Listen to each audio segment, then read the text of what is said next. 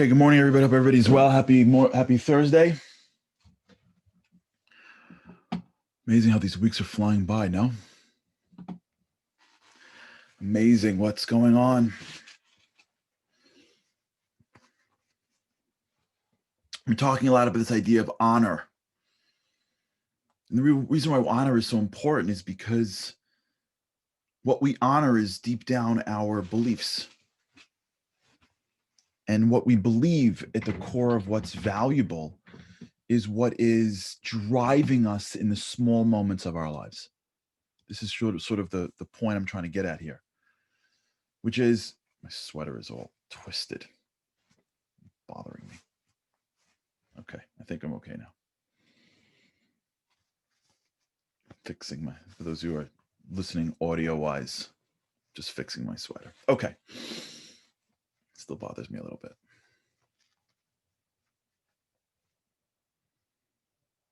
The essence of our lives is not based on the things that we have to do.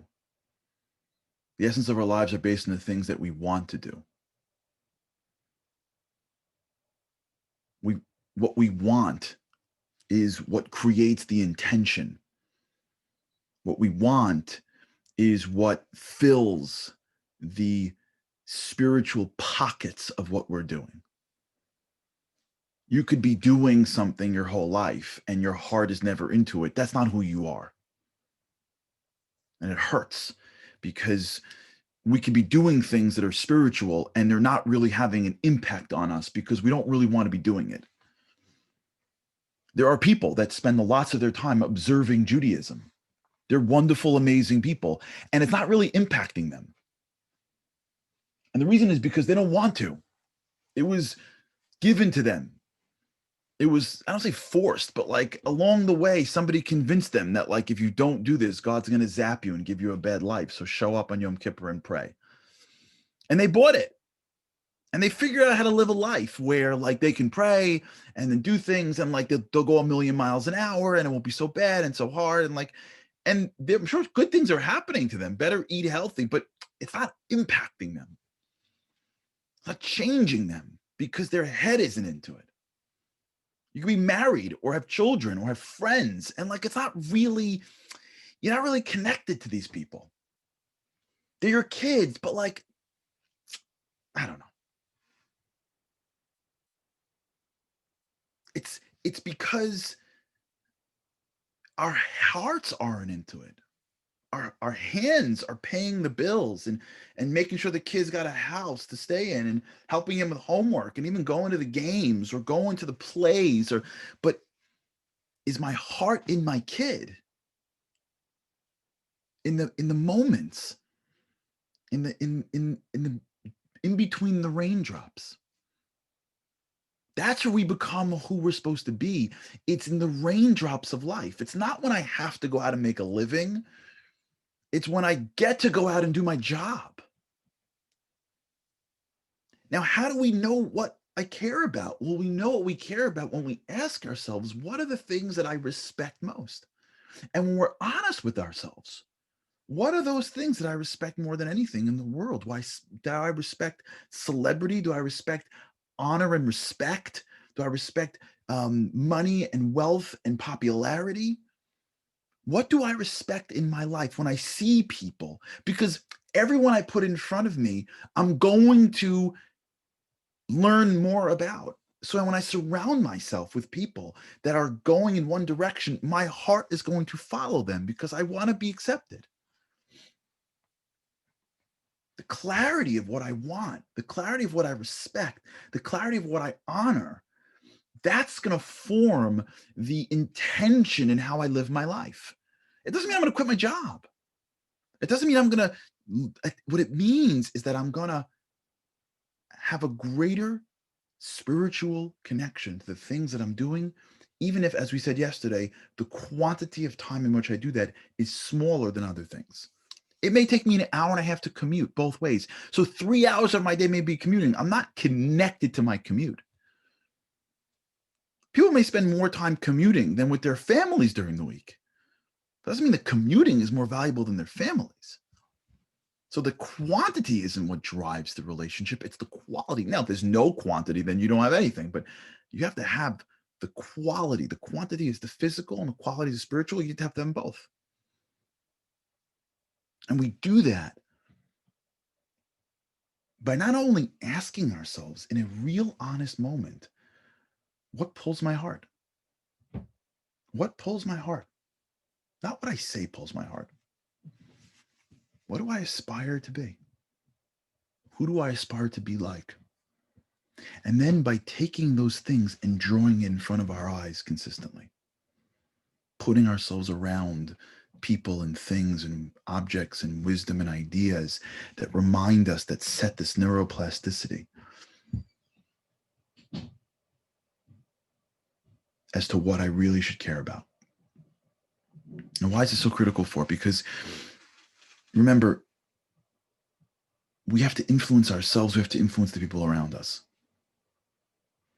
I got a whole bunch of questions over the past 2 days about families. How come my kid doesn't do X, Y, and Z? How come my kid isn't following how come usually it's the children that don't follow the parents? And not every time, but if you look at the kid's life, what really drives a child is what he honors. If he's around friends that are honoring, physical pleasures, why would he engage in spiritual pursuits? If he lives in a home where mom and dad say things, but really in their hearts they want something else, they're going to pick that up. There's one thing we know from children is they don't do what we say. That's for sure. Unless it's different in your home. In my home, and I think in most homes, kids, at least my kids, aren't like, oh, daddy, you said something? Sure. How can I get started immediately? That doesn't seem to be working. Maybe when they're very little, they do that. Maybe sometimes in brief moments. And maybe as they get older, they start realizing that you know something. But I don't know. I don't think kids by nature. I wasn't like that by nature. That's my mom and my dad. Forget it.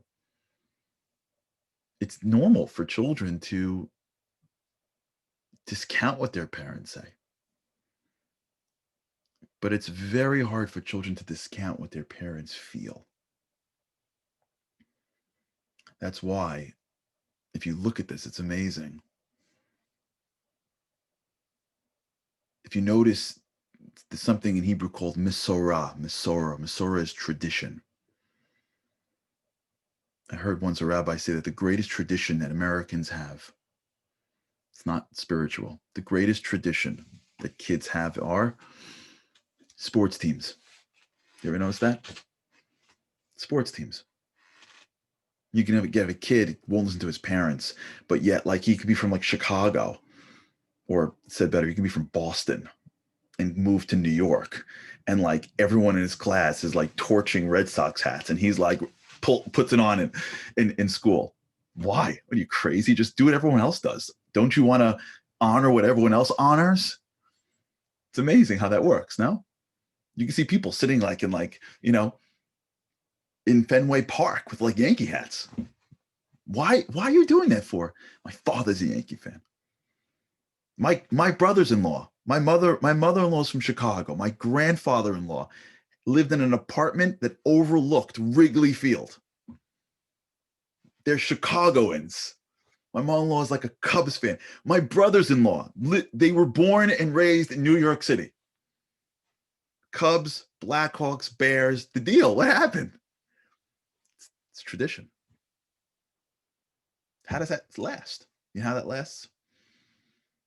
You watch your grandfather, your father, or whatever, scream at a television, or open up the paper, or watch a Super Bowl, and you're a little kid, that makes an imprint on you. Your little brain says, that man or that woman is important to me, and they really believe this. I'll go to the end of the earth. It's amazing. You get a father and son don't even talk to each other, and the son is willing to like endure social rejection for following a team that everybody else hates. This happens every single day of the week. Am I wrong? every day of the week. For those who aren't in the sports world, you have no idea what I'm talking about. For those who are, you're like 100%. It's because when you watch somebody that you respect honor something, it makes an impression on you. You can talk all day. It don't matter. Your eyes tell the story. Your heart tells the story. And for a child, it can take a lifetime. They don't got to do it when they're 16. They could be 20, 25, 30, and they are slowly lining up with what their parents believed in that they saw when they were 8 and 9. We have to realize that what it means to live a holistic life, it's not necessarily what food I eat, although that's important. It's really how I am aligned. If my true desires and values are not aligned with what I honor every day, then I'm off. I'm chasing things that I think will give me what I want, but they don't. And I wish I would have just spent the time to think it through, to put in front of me the right culture, to remind myself that it's the quality and my intentions that are going to drive the spiritual glue to the people around me. And if I could just get it all together and line that up every single day, every week. By the way, that to me is what Shabbat is really, in some ways, what it does for me. Honestly, because my week is so busy with so many different things. Thank God, I should always be busy. And a lot of it is corporate business stuff. And I get to my Shabbat and I get to align myself. I get to like be quiet and be like, hey, and put things in front of myself that I really want. And try to get back. So when I go back into the week, I can go back into the week with a much clearer focus. And when you do that, the things that happen to you during the week have different impact. When you work on a belief that's deeper than yourself and you go out into the world and you fail, it impacts you much differently than if you never do that and you're like, I gotta get, and I gotta get, and I gotta get. And now you're there and you don't get, you get blown out.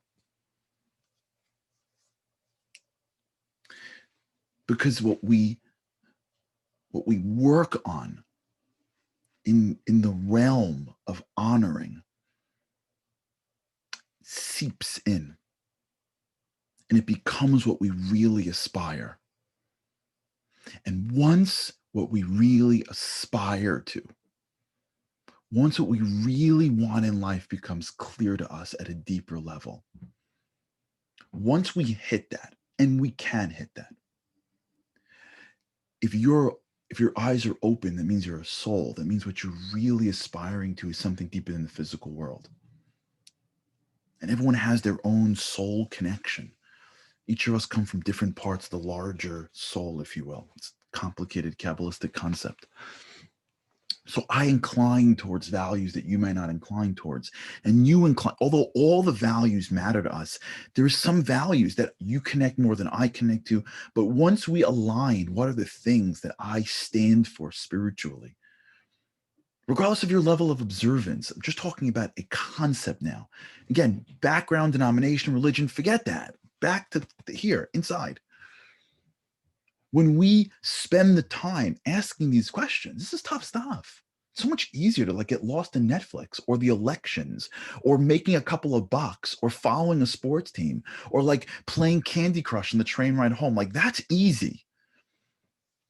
That's not hard to let somebody else entertain us. It's not hard to let somebody else stimulate us until we like fall into a basically a robotic slumber, and then weeks turn into months and TGIF, and then thank God for vacation, and then it's almost summer, and then all of a sudden like a decade passes.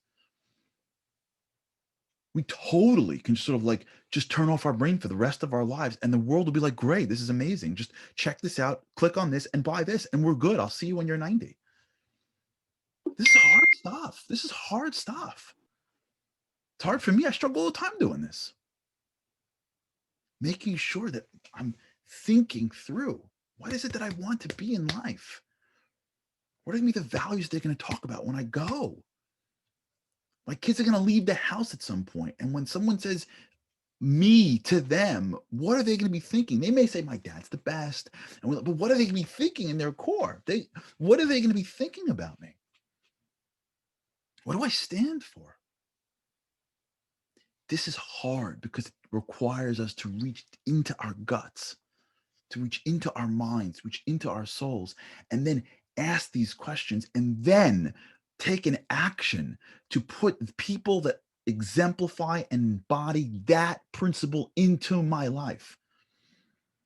My wife had this once where there was a girl, my wife's age, there was a lady who was someone that she met and she was sort of enamored by.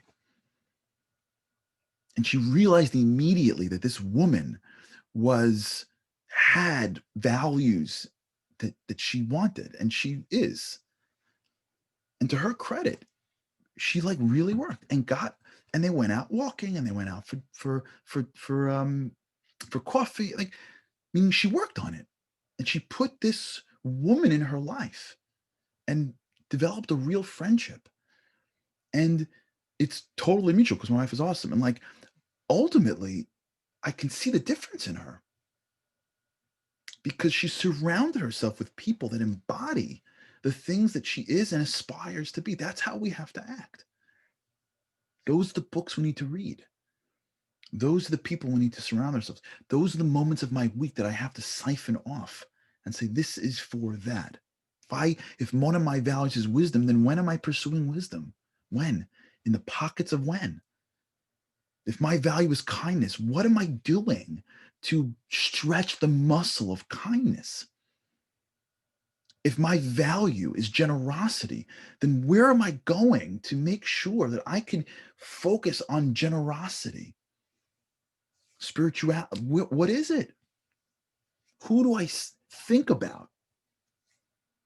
And as we put it in front of us, it starts to seep into us, and we start to aspire to those things. And when we start to aspire to those things that we honor, now we go back to the levers of enthusiasm and zeal and discipline, and we can now move the car in a direction. And the direction we're moving the car to is like deeper. It's like, for those who remember this, the movie Back to the Future. Remember Back to the Future? I think the future was like 5 years ago. I think in the movie Back to the future was 5 years ago. Is that right? He gets in the car, and where does he go? He drives the car, and then he disappears. That's our life. You drive the car, and then you disappear because you go inner. You live inner. You're living in this world, but you live inside. Your life is deeper. You're not living on the surface. You hear people talking, and like, it feels like, what are you doing? Why are you fighting? This is so ridiculous. And like, you're watching two people at it, and like, you're wondering, like, am I crazy? Like, am I crazy? You're living in a deeper, and then the physical world has a different relationship to you. You're not thrown by bad things. You're not knocked out by challenges. You're not arrogant in your victories. You control, like, I'm trying to stimulate for those who are watching, like the lifting above. I hope it's happening as I lift myself on my chair. You hover over the physical world a little bit. Your perspective is greater than being in the trees. You live in the trees, but you don't live in the trees. And now your eyes raise up higher. Now the car that you drive is getting to something deeper than just trying to win the race that you're in. And you stand for something. And when we go through our days, our intention is to draw out the depth of what we stand for. That's honor. That's that middle. That's the beauty of life. Seeing the world from the perspective and the prism of the values that we stand for. When we try to search for that, now we're on the path. Where we'll continue. Tomorrow's Q&A. Let's talk for anyone with any questions I'm talking about. I'd like to start another one next week. But let me know. Any questions? Tomorrow's Q&A. And then with God's help, maybe we'll finish this. And we'll never finish anything. But we can even start to delve even deeper, because what happens once we get to places that we honor, then where do we go, which maybe we'll get to. Tonight, for those that are interested, is the Shabbat show, 8 o'clock. You can go to my Facebook page at projectinspire.com. And with God's help, have a great day. And with God's help, I can't wait to see you again tomorrow morning. Have a great day.